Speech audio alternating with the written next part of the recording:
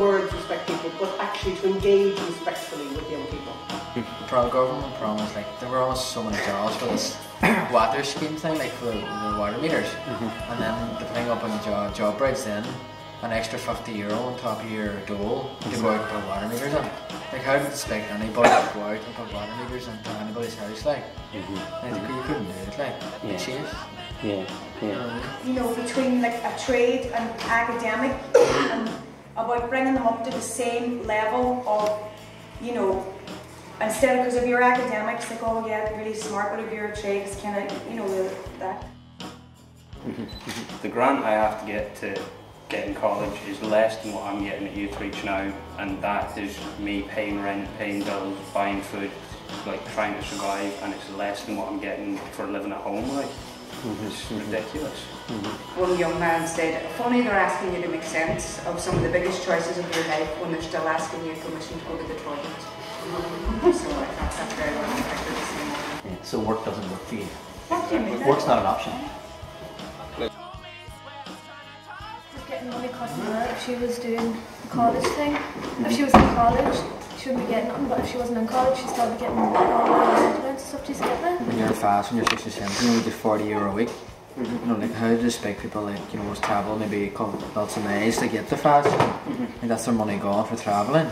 And then, like, and now you have to get social welfare, like one payment on social welfare to get into VAT to do your course, like.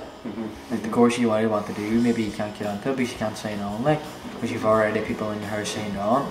And if you've more than 2 people signed on in your house, they pay 2 people in the house, they'll lose money as well as you. And you can't sign on you because can get off the course, but you won't get paid. You can't afford to do it. It's just all these other stupid scheme things, like going out to tidy towns, picking up rubbish. Like, when you're in the door, you get €100 a week, and when you get into the scheme, then you get over 200. Like, it doesn't make sense. Like, they're trying to get cutbacks in, and then when you get into these schemes, then you get over 200. Like, it just doesn't make sense. Like, is that not a good thing to get over 200? But it's not even that. Like, maybe it's fucking better to get rid of the schemes and do that in fast. Or give them over 200 instead of going out to pick up rubbish in a town. Right, so it's only a general flavour. We've got notes. So it is just a sense of feedback, an impression of the sorts of things that we're talking about. Right. So, we sort of, as a group, didn't stick, or going amongst the 3 groups, didn't sort of stick to the formal questions. So I'll just basically read out the main points that came up. There should be more opportunity for set subjects to become optional, set subjects being the English, Irish and Maths. Some felt teachers were under too much pressure with all the additional stuff and didn't just have the opportunity to teach their own core subjects. Too much focus on the points race. There's gaps in access in terms of you having to be over 20 or be 23 to access the Back to Education grant. Even the grants we can get. You mean like a job bridge scheme? Sorry for interrupting. Is that the scheme you're talking about? That job bridge was disgrace, like. But we don't even get the proper grant. We have to get a Back to Education one. We will not get the same grant as a school leaver at all. We won't even get close. Say someone offered you a job in a shop in the mess. You're saying you couldn't take that job? Nope, that would stop me from going to college. That would stop you from going to college because you worked? So isn't it that they're encouraging you to go on the dole in order to get Basically, to get to college I have to sit on my ass. Yeah. In order to play the system in some way, isn't it? But you're allowed to work. Why would they stop you from working if you want to go to college? Because if you're working, you can't get the benefits you need to. You don't have to do full time. Work. They say you offer full-time work. All you need is one payment from the dole to get into Back to Education. Yeah, but you have to wait to get on the dole then, don't you? So work while you're waiting. You can't do yeah, that. but you can't so you can't work. You can get School doesn't prepare us for the real world. That was very clear in 2 of the groups. Transition year, people felt there was more flexibility and opportunity to experience practical and teamwork and skills in terms of the second level education system. Number 1 was recognising the 7 forms of intelligence as opposed to just the formal academics. The need to educate employers also around to look just further beyond academics in terms of when they are recruiting people, look in terms of emotional and practical intelligence is also. The young people especially felt there should be more incentive for employers to take a risk in employing young people. teach the subject. Yeah. Maybe sexual health or whatever that subject matter to be, but it to be reinforced by an outside agency later. So it's the teacher teaches the subject and then reinforced by outsiders. That's not the point. People are elected in the school council, maybe from each class, and sometimes this doesn't happen. But because there's no passion within the school councils and the young people, that it's actually failing to hear what the young ones have to say and what would do better for them. And then a lot of people just getting told to be confident, but not actually being taught how to be confident. But we do want people to stay on for that last. We're going to break from 1 to half 1. From about half 1 to about 2 or 2:15, really just to say so therefore, to look at some potential solutions. We used to have all the anti-bullying week activity, all the drama used to take place here. Yeah. The TY drama rehearsals, we built the stage party with that in mind, took place here, and none of that happens now. And it's just maybe about a change of leadership. Patsy, the old principal, the former principal, has stood down, there's a new principal, that just takes time to build up, but without communication, there's no...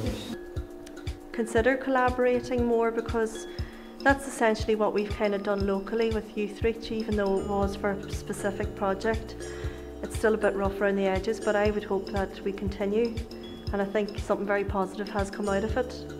So if you go back to your own localities, maybe to consider doing that with approaching other local groups and working collectively. The system there within the school system that is about social control, and therefore it's very difficult to then come out of that and get the leadership skills that you say you need, and the stuff that Hilary was talking about around feeling confident and feeling empowered to speak. The thing that would stop me from getting payment benefits would just completely not work for me. Yeah, at your age. Yeah, so work doesn't work for you. Exactly. Work's not an option. Like anything. Like for me as well, is it for everyone or just you? I think it's for everyone. You're not allowed to work. Like you have to, if you want to get. If you want to get an education, this is what he's saying. If he wants to be able to get a grant, it depends on you. And you say you were at 19, I don't know what age you are, and you took a full-time job, you wouldn't be entitled to that grant he's talking about for the next 3 years. You'd have to stay in work, save up, and go when you're like 24, 25, and pay it for it yourself. I see. You see? We'll be facing next year, hopefully. You head for Australia? Having a computer degree done and either be going on to get a higher one or just moving away and getting work somewhere. What about you guys? Get married stuff? Find love in my life. Sorry, you want to be a social worker in 5 years? Yeah, in 5 years where? Here. Here. You want to stay here? Yeah. Okay, how about yourself? Try psychiatrist. Where? I want to go away somewhere. Do you? Yeah. Would you come back? Would you be the Hilary was talking about, the type who would go away and then want to come back, or would you go away and just stay? I'd like to go to school and stay. Let's go. Here? Somewhere else? Like where? To Australia or London, the easiest place to get out of here. To get out of here. Where do you guys all live here and go to work area? There's 5 of you and 1 of you wants to stay. You. To be social work. Okay, excellent. I think that's probably it. Thanks, guys. I have an academic sort of job, but I'm a reluctant academic, but I'm really curious about things like that. It's like, what is it, the power? What is it that we're afraid we're going to lose? Because I think if we're serious about trying to include young people to take meaningful leadership in their own and in their community lives, we have to look at that issue of power and what is it that we're holding on to and what is it that we're afraid we're going to lose. And so there's a challenge to us as adults in that in terms of sharing. And I suppose finally, this is a bit of an eclectic tour, I did put a couple of young people on the spot and I'm really pleased that they did respond, because it was clear in one of our groups is that it's not always easy for adults and young people to speak into the same space. You know, that adults are used to speaking and young people are used to listening. That's often the relationship between them. So I asked some people to make a suggestion about what would be helpful, what would help them in this context. And 2 things were said that I think are really significant, and I'll finish on these. One is that adults should listen more. And so we have to think about that. What does it mean to actually really listen and really hear? That means that is to me something about creating space for young people to come to their own voice, to encourage them, to not judge them as they come to that, to really try and hear, not assume that we know what they're going to say. The other thing that came back related to that was in the first group. I asked what makes it difficult for young people to take leadership, and part of it is the fear of being judged. That their feeling among a lot of young people is that adults are waiting for them to make a mistake.